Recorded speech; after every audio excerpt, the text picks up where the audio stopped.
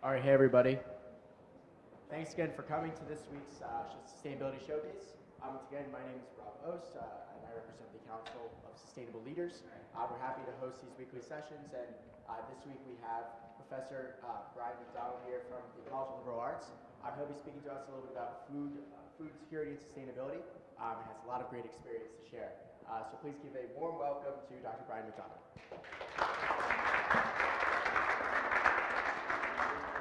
All right, thanks Robert, and thanks Dee. I really appreciate the opportunity to come talk. I appreciate the Council of Sustainable Leaders setting up this series. I'm glad to be able to be here. Can everybody hear the level all right? So today I'm going to try and do a couple of things. I'm going to talk about food security and how it links into sustainability, and I'm going to give you a good overview of that, and I'm going to do it in about 25 minutes. So I'm going to set a timer for myself, and then I'm also going to use my notes a little bit because I can talk the bark off a tree, and especially about food, so I could go on for a couple hours. But I promised him I would do good and I would be on time. So what I want to do is provide a global overview of the state of food challenges and then bring it back down and talk about sustainability, and then I'll end up, after we've talked about the problem for a little bit, coming back and talking about solutions. So food security is a set of challenges that started to receive a greater amount of attention in the last decade or so. For much of the 20th century, this was seen as sort of a solved problem, kind of a development challenge, something to be talked about in agriculture forums, but really a problem that the world had developed a set of tools to handle. And unlike the 19th century, the 18th century, pretty much all of human history when food crises were widespread and fairly common, during the 20th century, especially after the end of World War II, food crises tended to settle down. They tended to be more localized as a result of natural disasters or specific events, and international assistance could come in and deal with things. And there was a persistent problem of global hunger that was ticking down year after year. Sort of a sense that this was a set of problems the world had a good toolkit for dealing with. But in the past decade, we've seen some things happen that have challenged some of that notion.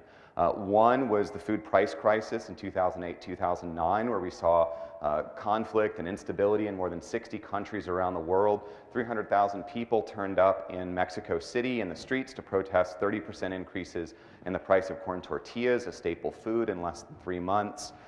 There were pictures during the Arab Spring of people with baguettes taped to their head. Not that food prices were driving that unrest. What it was doing was driving people to question the legitimacy of their governments. They were going to police officers and saying, you know, the baker is charging twice as much for a loaf of bread that's the same size, or it's the same cost, but it's half as big as it was last week.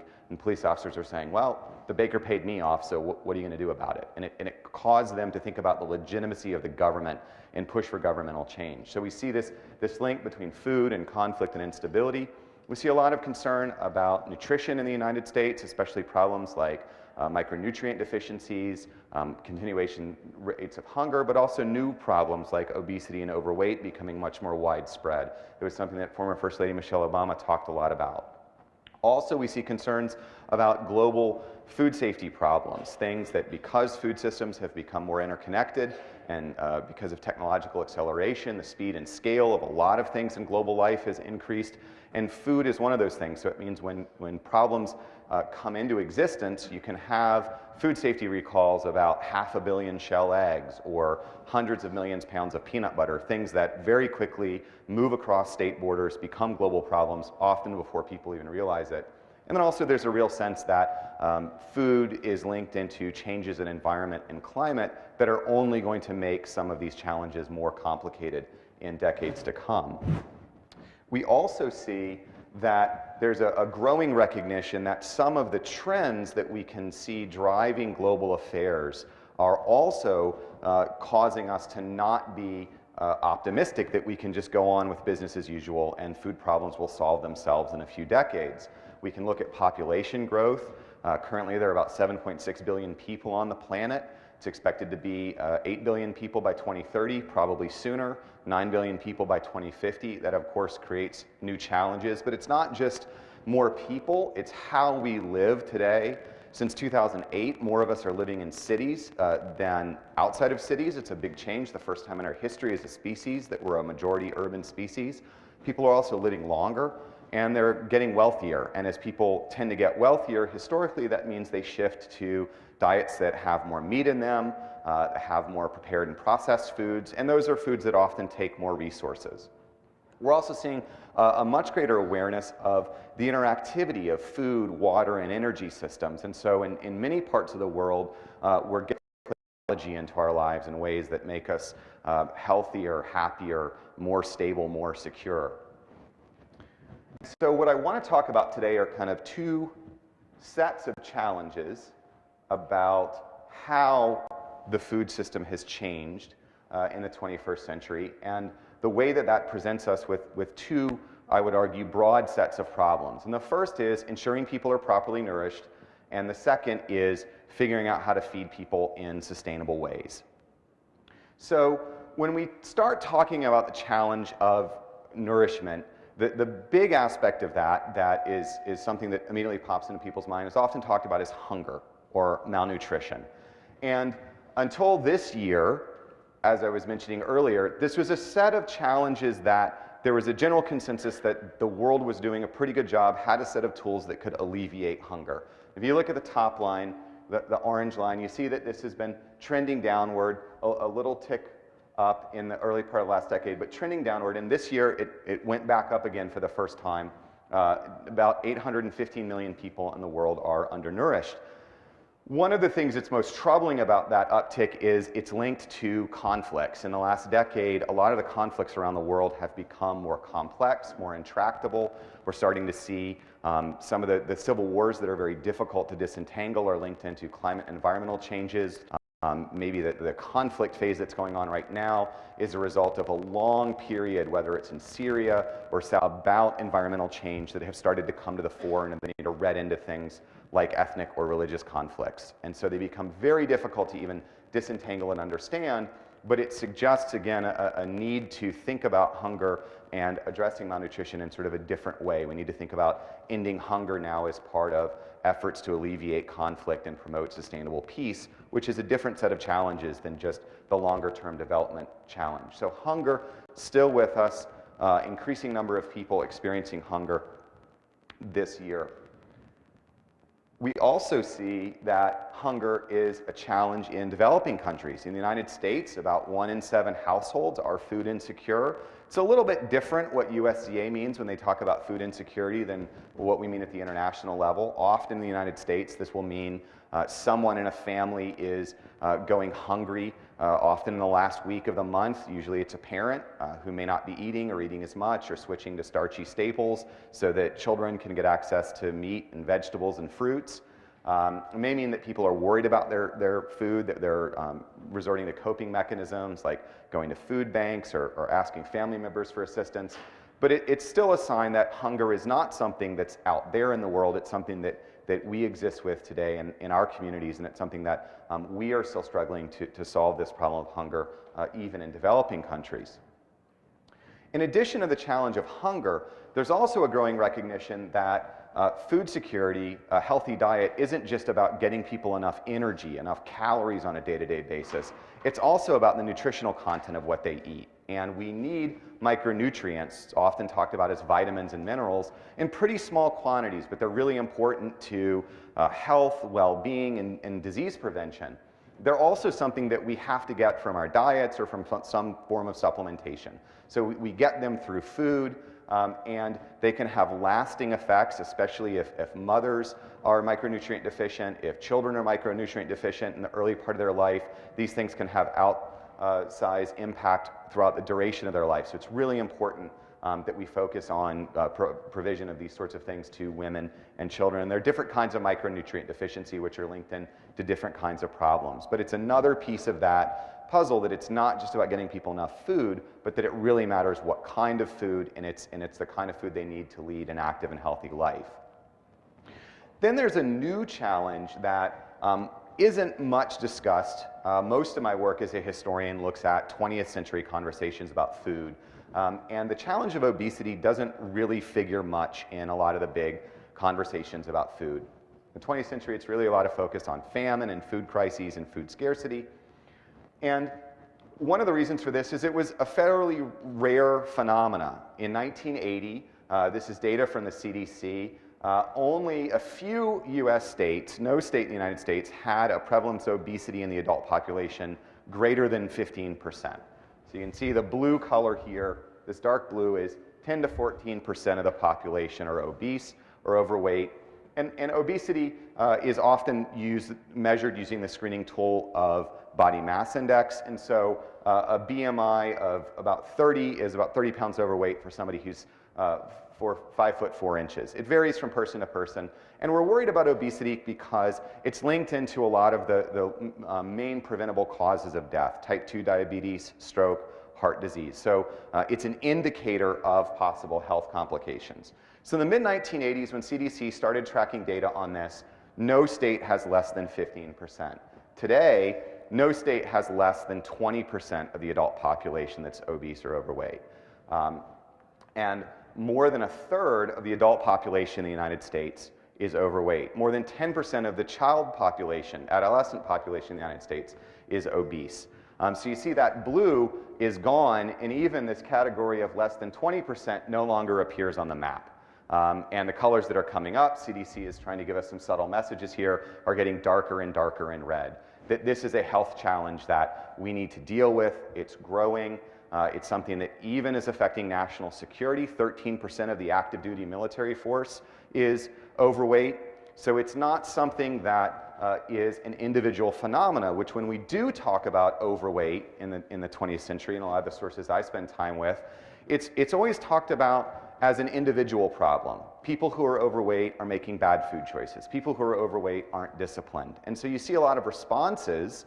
In the 1960s, Weight Watchers develops. In the late 1960s, Jack LaLanne goes on TV in his blue leotard and starts working out with people. And you get this sort of health, wellness, fitness industry that we're all familiar with, which continues to say that overweight, obesity are an individual failing, that people who experience these conditions aren't doing something right. It's sort of like the way that we talked about littering in the 1960s, is that the problem was litter bugs. And it wasn't about the rise of a consumer society with increasing amounts of disposable trash. It wasn't a more systemic problem. It was about bad people making bad choices. When we start to think about rates of obesity that are greater than 1 out of 3 people in society, it's really hard to continue to talk about that as an individual challenge, especially when we move out from the United States and we look at what's going on in the world.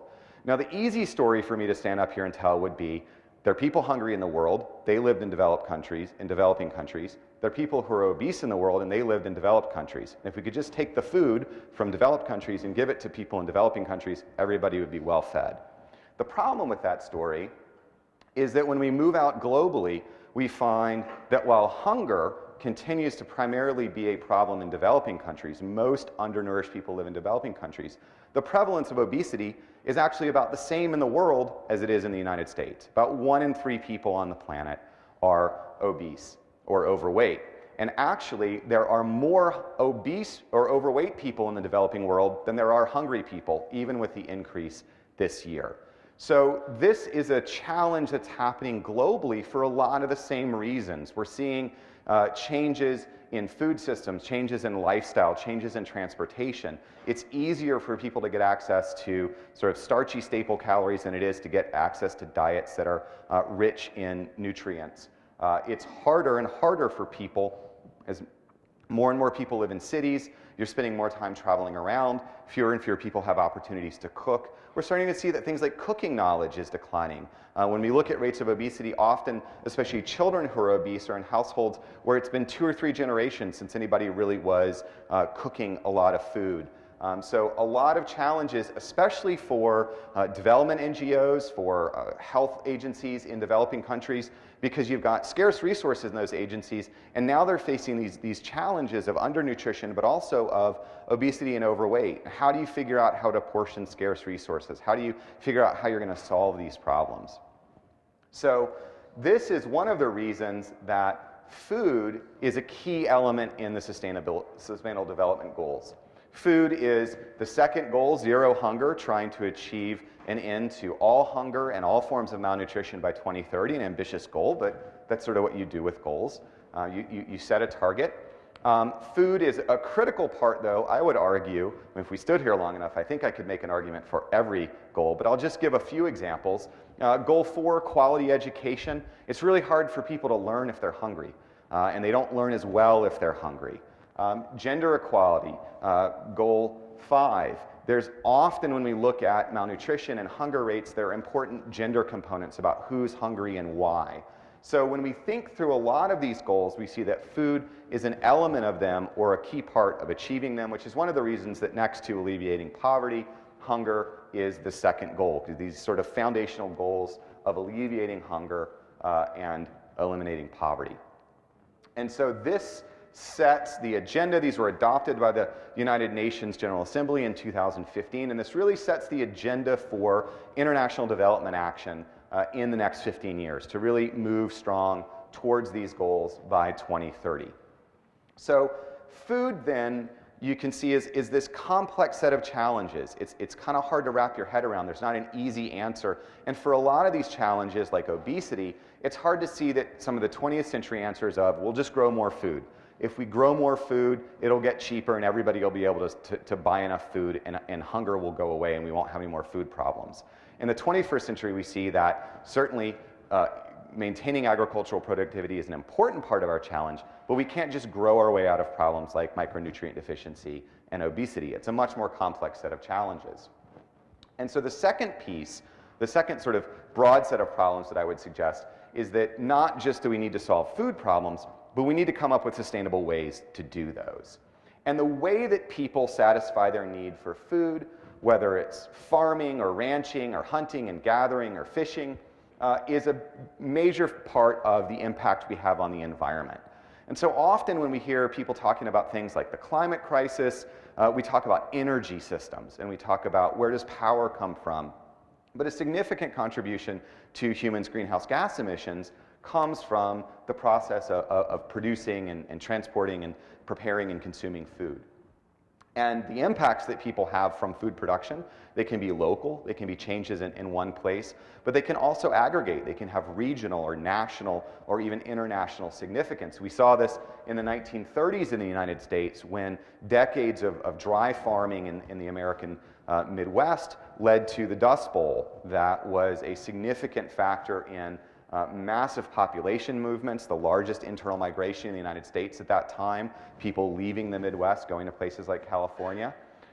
Even today, we see agricultural and food production activities in the Chesapeake Bay watershed being one of the big things that we think about in efforts to restore the Chesapeake Bay. And so these are challenges that we think about as regional problems, the way that individual choices, how people are going to fish on a particular river at a particular time, have an impact that can echo out through regions and through decades. And so thinking about how to make food systems more sustainable, how to increase productivity, how to close yield gaps, how to produce more food without necessarily going out and clearing more land is a critical challenge for us in thinking about what we are going to do as human societies in the next few decades. But I would also say that it's important as we think about sustainability that we're also thinking about the challenge of resilience. We can have the best, most sustainable food system in the world, but if it's not resilient to shocks or problems, it's not going to fare very well in the world that I think a lot of the speakers in the series have been talking about is coming in the next 20 or 30 years. A world of more storms, possibly more intense storms, maybe just more of them. A world where sea level is rising and more people are dealing with storm surges and just slow sea level rise. And so one of the things that we've started to pay a little bit more attention to, but not nearly enough, in my view, is the resiliency of food systems. Resilience is this concept from ecology about conditions for persistence. And it's this idea of how well things bounce back from problems. This is something that's especially critical for urban areas since more and more people are living in urban areas. And we can take New York as an example. About half the food that comes in New York City comes in on one rail line and is distributed through the Hunts Point cooperative markets. They supply about half the restaurants and half of the 42,000 point of sale outlets in New York City. This is a food market that narrowly missed being hit and inundated by Superstorm Sandy, and so there's been a lot of attention in New York City looking at, how will it fare. The red color here is the 2050s 100-year floodplain, so a lot of the market underwater, and that's a real challenge for New Yorkers, especially in cities like New York. If anybody's from New York or you've been to New York, you know that space is kind of precious. So people don't have a lot of storage space. Stores don't have a lot of storage space. It's hard for people to store up a lot of food. At an average point in time, New York City has about 4 to 5 days of food in it. And so we've seen concern about this in challenges around severe winter storms, when because the way that the storms come in, distribution systems can't get in, and people start getting a little restless without being able to get food.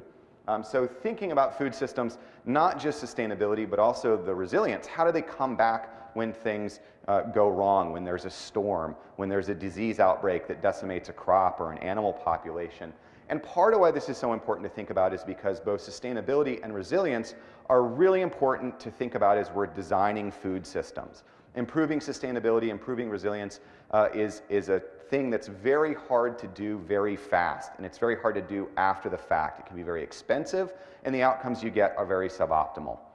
Improving these things often gets into things like training workforces, training people to do different kind of jobs. It takes years and decades to cultivate the kind of resilient, sustainable food system that we want to have. And so it's important for us to think through these challenges as we can, rather than just waiting until problems occur and then trying to think, well, we can just put a lot of money and people in the problem and that will solve it. Often those outcomes are suboptimal.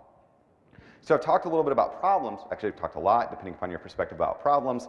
But I do want to talk a little bit about solutions before I stop, and then still leave some time for questions. So the first point that I hope you would keep in mind is that we talk a lot about food systems in a food system, but we really live in a food network. After World War II, there was a Scotsman named John Boyd Orr who became the first Director General of the Food and Agriculture Organization.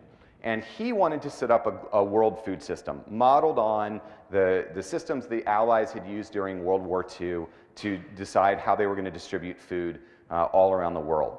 And so he wanted to set up a combined food board model where there would be agricultural experts who would look at all agricultural and food production around the world, sort of decide, not enough rice in Japan, too much corn in America, and there would be eventually no more famine, no more food shortages.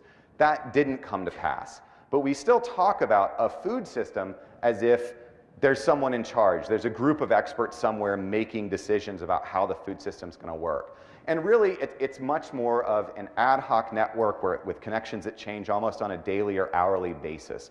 Penn State, for instance, goes out into the food market 2 or 3 times a week to buy the produce that comes into dining halls in restaurants, and who they go to and where they get it from can change multiple times a week based upon prices and conditions and things that are going on. And so the food network, like a lot of networks, does some things really well. It moves things very fast. It can deal with values like cost and efficiency. In some ways it can deal with disruptions very well because it can relink and move things around. If you have a storm take out strawberry production in Florida, you can move in more strawberries from California, and consumers in supermarkets may see a few cent increase in price, but they won't have to deal with not having strawberries. The other challenge for the food system is, in many ways, it's co-located with other big systems in the world, like transportation systems. And so a lot of the things that are important to food systems are also important to air travel, which are the red lines. Blue is ocean shipping lines, and green are the road networks. That's my timer telling me to stop talking. All right, so I'll finish up quick. One of the challenges about food systems is that it moves things, certain things, commodities like rice, corn, wheat, things that can be dried, coffee, very well. What it's not so great at is other kinds of values, things that have started to become more and more important to a lot of consumers. People who are concerned about the environmental effects of their food. They want to have more knowledge about where food's grown, what sort of techniques people are using. They want to have growing concern about the conditions animals are being raised in. And so this is what is behind a lot of movements that I talk about as strategic decoupling from global food networks, where people are joining community-supported agriculture systems. taking part in student farm, community farm efforts, going to farmers markets to buy maybe not all their food, usually not all their food, but some of their food, especially things like fresh fruits and vegetables, which are actually a lot of water weight. And the main way that water moves around the planet is as food, although now there's a lot of water moving around as bottled water, which is this sort of odd thing because people are often could get better bottled water out of a tap, but they're buying it from somewhere else because it's a bottle, and bottles are cool, I guess. But one of the big ways that water moves around the planet is as produce, which is actually a pretty inefficient thing to move around the planet because it's pretty heavy and you're paying a lot, you're using a lot of energy to move water around. So we see this interest in people thinking about when does it make sense to go and get food from this global food network and when does it make sense to look for other outlets. So it's a network, not a system, and that has some implications because there's not really anybody you can point to and say change this or fix this. We're all part of the global food network, and the way that we get involved with it can have important implications. As we've seen in the last few years, major companies, McDonald's has moved towards cage-free eggs, chains like Panera and Chick-fil-A are moving towards chickens raised without antibiotics. So people have a lot of ability to affect change in this network, but it can often be kind of slow and diffuse. Another thing to keep in mind is, as we talk a lot about food and food problems, at least for the next few decades, what we're really looking at is challenges around diet. And we see a lot of ways that people could be eating healthier diets, diets that are more sustainable. And we know a lot about dietary change because we've seen big changes in what people think is normal. In the late 19th century, people typically ate for breakfast things that were left over from the night before.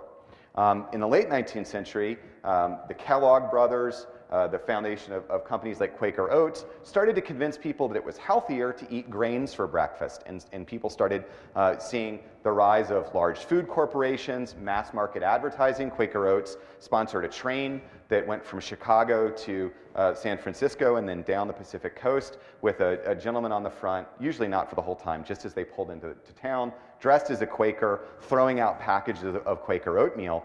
This is mass marketing. They were putting toys in containers of Quaker Oats in the late 19th century to get kids to encourage their parents to buy them. So very early on, often people like Michael Pollan blame it all in the 1950s. You have to go back a little bit more than that. But talking about price, this is a comparison of the food value of $1 worth of meat versus $1 worth of Quaker Oats. Appeals to concerns about food safety with the scrolls with the word pure on there. So we know how to change people's diets.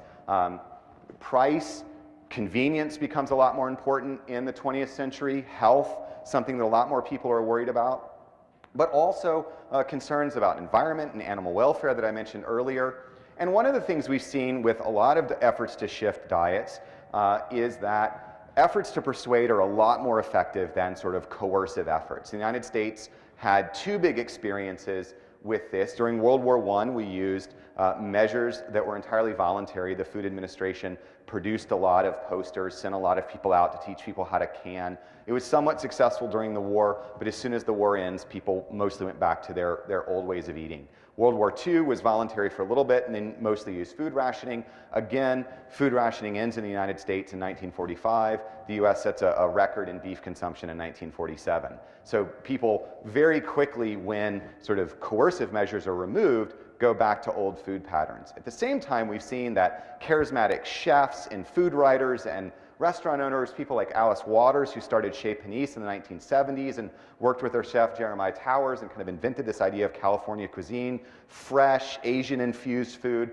transformed how people ate and continue to eat today. So aspirational change, pitching change through social networks, pitching change through the foods that people see. We've seen, for instance, cooking shows is one way you can track things pop up. All of a sudden, somebody's using purple cauliflower, and then all over America, purple cauliflower and orange cauliflowers in the supermarket. So a lot of ways we can think about changing diets, encouraging people, but coercive measures work a lot less well than encouraging people and exhortation, and especially showing them how to do things. There's this incredible effect of popular cooking shows where chefs use an ingredient and they show people how to use it, especially if it's something like a squash or an eggplant, that it's really easy. I've messed up a lot of eggplant in my life. It's tough to get it right, but if somebody can show you how to make it work, then you can go back and you can cook it and you can make nutritious food out of it.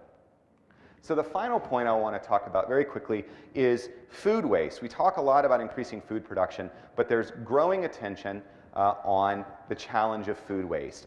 Somewhere between a third to a half of all the food produced in the world is wasted or lost before it gets to a point of consumption. And there's some debate, as with any statistic, about whether that's too high or too low. So I'll just say a lot, if that's okay. A lot of the food that we grow and produce gets wasted before people eat it. For different reasons in different places. In some places, it's lack of ability to store food after it's grown safely so that animals don't get into it or it doesn't get lost. Maybe the problem is there aren't good roads, there's not good market access, people can't get it to production facilities. In other places, it's consumer loss, it's restaurants that are making too much food and people aren't eating it, or grocery stores that are getting rid of apples that have bruises on them. So there's a lot of pieces to this element. But it's something that people are starting to pay a lot more attention to. It's a big piece of Goal 12 of the Sustainable Development Goals about reducing consumer waste. If food waste was a country, it would have the third largest greenhouse gas footprint on the planet, behind the United States and China. So it's a big way that we can look at. There are very few advocates out there saying food waste is great. So there's not a lot of a constituency for food waste. There's a lot of attention. A lot of companies are looking at their supply chains, their value chains, how they can reduce this. But it's one thing to keep in mind that it's not just, again, about producing more food, because we're already not using well a lot of the food that we do produce. So I want to end with this poster. It's from the U.S. Food Administration. It's produced about 100 years ago in 1917. And I like ending with it because I find it, as my historian plug will come in, that as we think about the present and the future, it's really useful to keep in mind the past, that human societies have been dealing with food challenges for a very long time. And so far in our history, we've proven incredibly resilient and creative in coming up with ways to solve these problems. I mean, has anybody had a Cricket protein bar? There are all sorts of ways that people are trying to come up with ways to convince people how to change the way they eat. But a lot of the messages on this poster, to sort of conscious consumption, being careful how you cook, using less wheat and meat, these are messages that resonate today. And so I think it's a really useful reminder that we've faced challenges in the past. Food has often been a major part of the way that people felt with and related to those challenges, whether it's the experiences during World War II or the counterculture in the 1960s. And I think it's a daunting set of challenges, but it's certainly something that we can handle. So thanks very much. I appreciate the chance to talk to you today. I'm happy to take a few questions.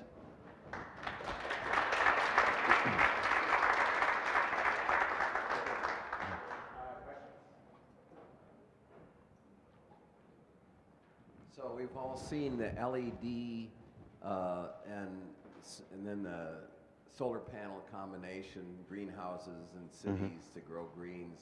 Is that at all realistic? No, it's a really good question. I mean, I think one of the kind of traditional model of cities going back 300 years is there's a core city and then there's this peripheral region outside of it that supplies all the stuff that the city needs.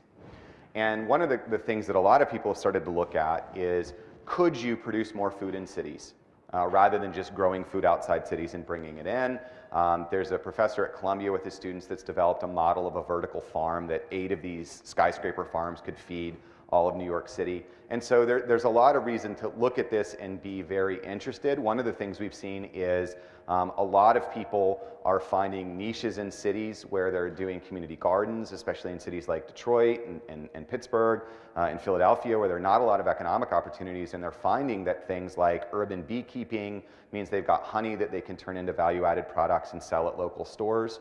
So it may not be the way that we solve all of our food problems, but certainly looking at urban agriculture, it's something the UN's taking a much greater attention to. And some of this requires us to rethink what cities were. what cities are. There were a lot of efforts in the early part of the 20th century to make cities more modern, more hygienic, and then that involved kind of getting animals out of cities, getting animal waste off of streets, having people not growing food in their house. But that is something that then you see legal changes in place. So somebody may want to have backyard chickens or beehives, but they're not able to do that because their zoning ordinance is against it. So there are a lot of challenges to look at, but done right, I think it can be a big piece of thinking about how you can produce more food closer to where people live. I always get nervous in science buildings when stuff like that starts to go off, because as historians, it's like fire danger, I guess. The texts are going to go up or something, but I don't know, life sciences, I have no clue what they're doing in that. Yeah. Any other questions? Yes, sir. Thank you. Hello.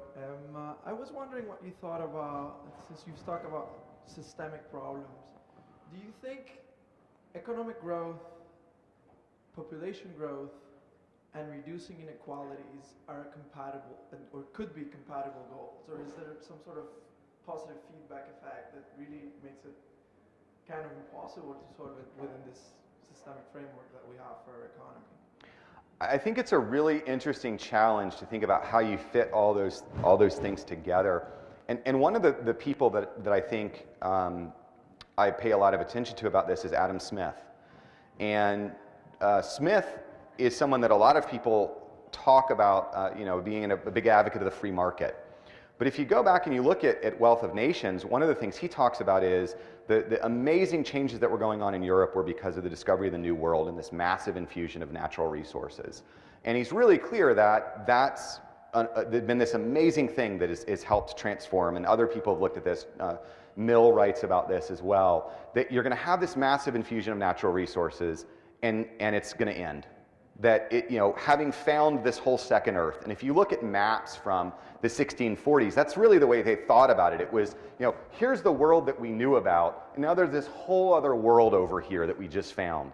But there was a pretty good sense that there wasn't like this third world out there that you were going to go past South America and be like, whoa, here's Atlantis, and it's got a lot of stuff on it. So Smith and Mill, early on in what we talk about as the modern period, which really has been about this massive abundance of natural resources, people were aware it was a temporary period.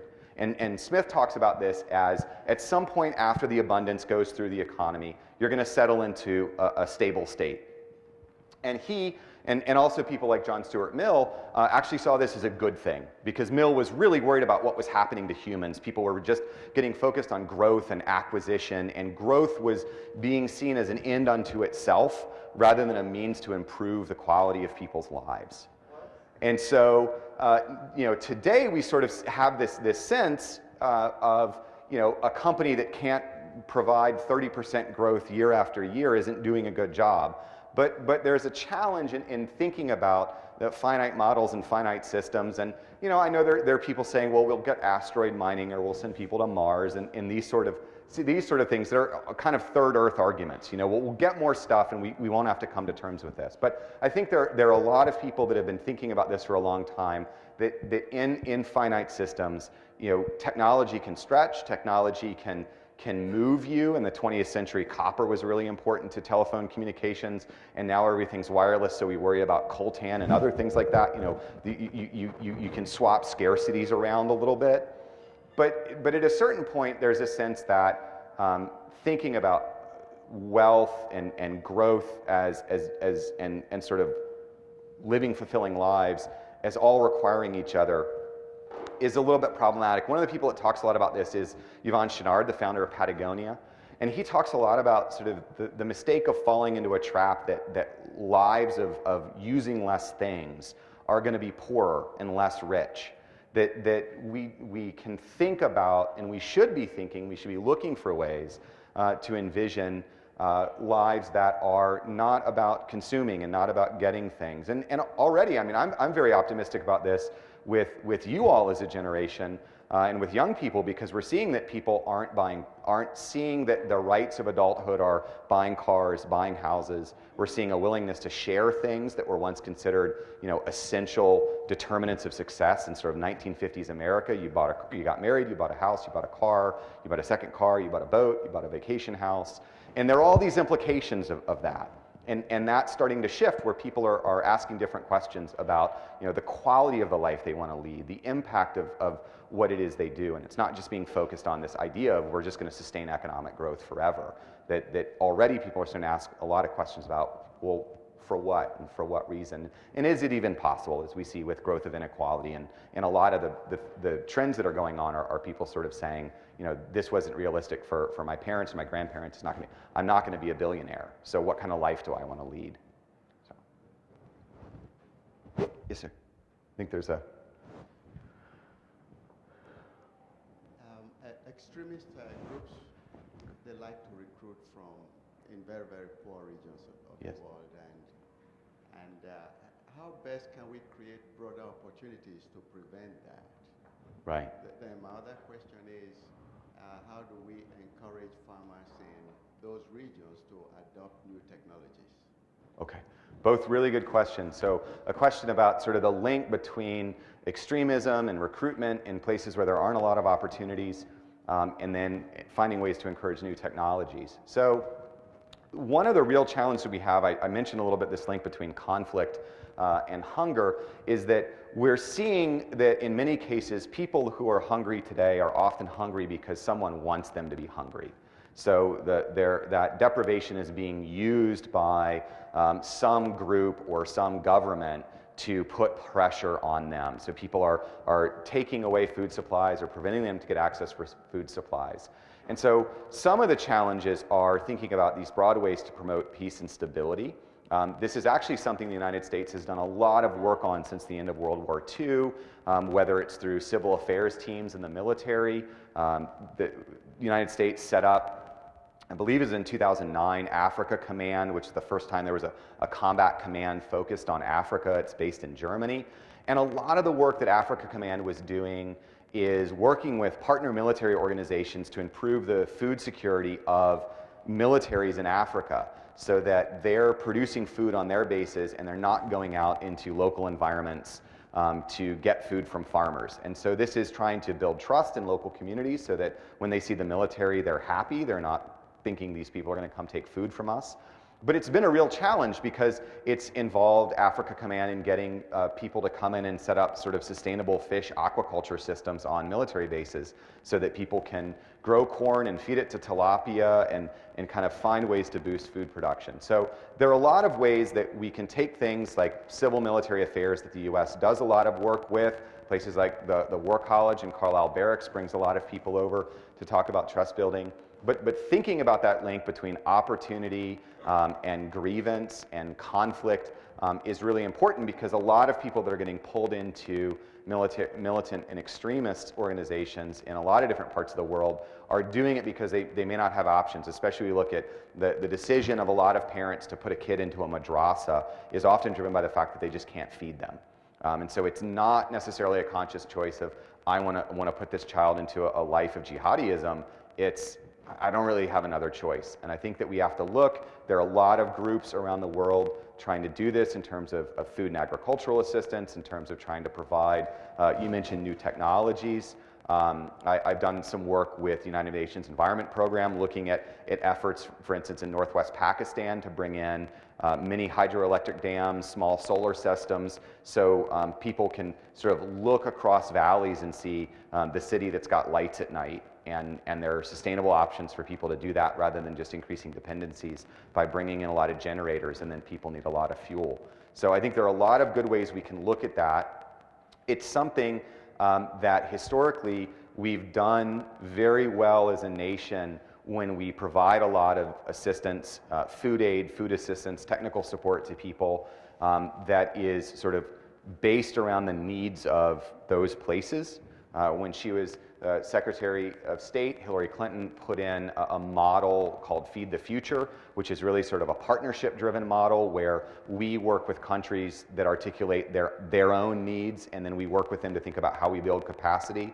Those sort of efforts have proven to be a lot more successful than sort of top-down efforts to go in and try and convince people to do things in different ways. So I think those sort of partnership models are really good. And those have also been a lot more effective than sort of coercive efforts to try and use America's food, America's technology to sort of force governments to do what we want them to do. And so it's a long process, it can be a slow process, but it's one that we have a lot of experience with, but sometimes it can be one that you sort of have to trust and view other nations as partners rather than just people you can tell them what to do. We have time for one more question. I guess I'm going to cheat a little bit because I have two questions. My first question is, what role do you think, if any, policy should have in this, specifically in the United States? I know, for example, in Europe, they have a different labeling system for their processed foods so that it's, I think, easier in some cases to tell how much nutritional content you're getting Right. than the way we label it here. And then my second question is, what role do you think GMOs will be playing in the future? I know the waters have kind of been muddied here with problems with companies like Monsanto, but when we're talking about, you know, drought-resistant rice or something like that, Sure. what do you think that means going forward? Sure, great. So two great questions, one about the role of policy, one about GMOs. So easy questions for the last question. But policy, I think, is really important. We see that in the United States with shifts towards the new nutrition facts label, which has now been delayed a couple of years, I think. But the draft that we thought was going to come out was going to do a lot better job of making it easier to sort of pick up a package of chips, and the calorie counts you were going to see weren't going to be, well, if you eat 1/5 of this bag of chips, you'll get this many calories and this much salt. It was going to be much more legible, and not just based on the European standards, but based on some of the standards that a lot of companies in sort of global efforts to try and standardize what the products they're producing are sort of in favor of as well. So we saw some of those changes. It's not clear where they're going to go. We also saw a lot of policy changes. As I mentioned, First Lady Michelle Obama did a lot of fantastic work with food companies around things like school nutrition and changing what foods actually are.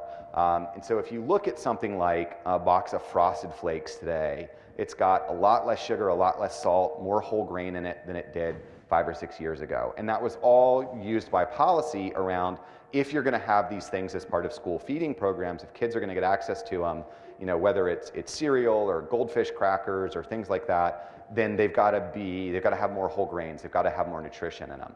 So those are really important changes, and they're also important for companies because we're seeing this right now in healthcare, that with instability in a marketplace, companies don't really know what to do.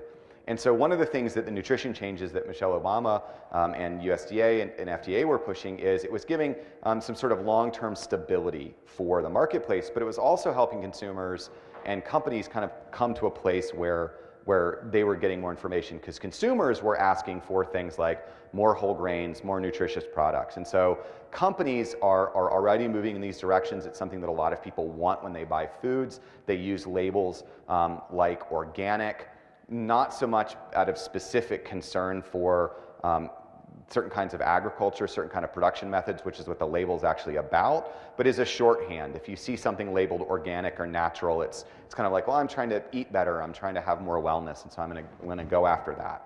So I think that's where, to get into your second question, I just say that policy is really important. It helps us set those goals. It helps people set targets and move. The thing about GMOs is it's sort of hard at this point, especially in the United States and in other places where there's this controversy, to kind of separate the theoretical technology from the way it's been developed in the United States. People, for instance, love genetic modification when it's used in medicine. People that are diabetic, that are using genetically modified, they're using insulin produced by genetically modified bacteria. There's no uproar over genetic modification in something like that because it's got a lot of benefits. But there's a guy named Bill Lambrecht who wrote a book called Dinner at the New Gene Cafe. He was a journalist in the 1990s, covered a lot of the early launch of genetically modified organisms, and he said it's the example of the worst product launch in history. Is that it's this new kind of technology. There weren't benefits to consumers. Consumers were told it's nothing new, but it's actually completely revolutionary. There were different messages that went to regulatory agencies. So you saw a lot of kind of press releases, and there's a lot of great art if you go on the internet and you Google like Frankenfood. It's very appropriate for November, of sort of, Frankenstein on the front of a Swanson TV dinner box with the kind of irradiated food and food with, tomatoes with fishtails coming out of it and things like that. So I think that as a technology, it's going to prove to be a really useful part of the ways that we can think about how crops move. Because I'm a historian, but when I talk to people who do plant science and crop breeding, they sort of say, well, some of the plants we use today, in the 50s, people put seeds in a nuclear reactor and exposed them to lots of radiation, and then we grew them and saw what happened. So what we think of as sort of genetically modified agriculture and conventional agriculture, it's not as solid of a wall. If you ask people, do you want to eat food that came from a seed that was irradiated for a long time, just to see what would happen? Most people would be like, I'm not so sure about that, but they may very well be very comfortable with that. So I think it's a technology that's going to help. I think that right now we're having a real difficulty with the business models that have been used, the way that genetically modified food has become a way for certain companies to effectively extend patents on chemical pesticides and other things that you see a lot of arguments about needs to increase food production, and really what it's doing is maintaining levels of certain kinds of chemical use. And so I think that there's a real trust issue, and I think that there's a lot of confusion, which is one of the reasons I think you've seen a lot of consumers just say they want none, that they don't believe in it. And I think that given the number of ballot initiatives and labels, even voluntary labels that are becoming more and more popular, the no GMO label is one of the more popular labels that's starting to appear on food. I think it's sort of not as useful for companies to just sort of say, well, we can ride this out. I think that there's a real challenge, and I'm not sure how you solve it.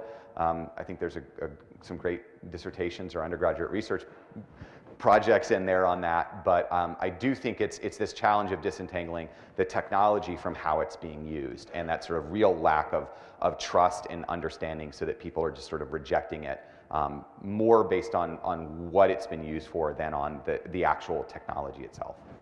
So thanks very much. I really appreciate the chance to talk, and appreciate you spending your lunch hour. Okay. Thanks.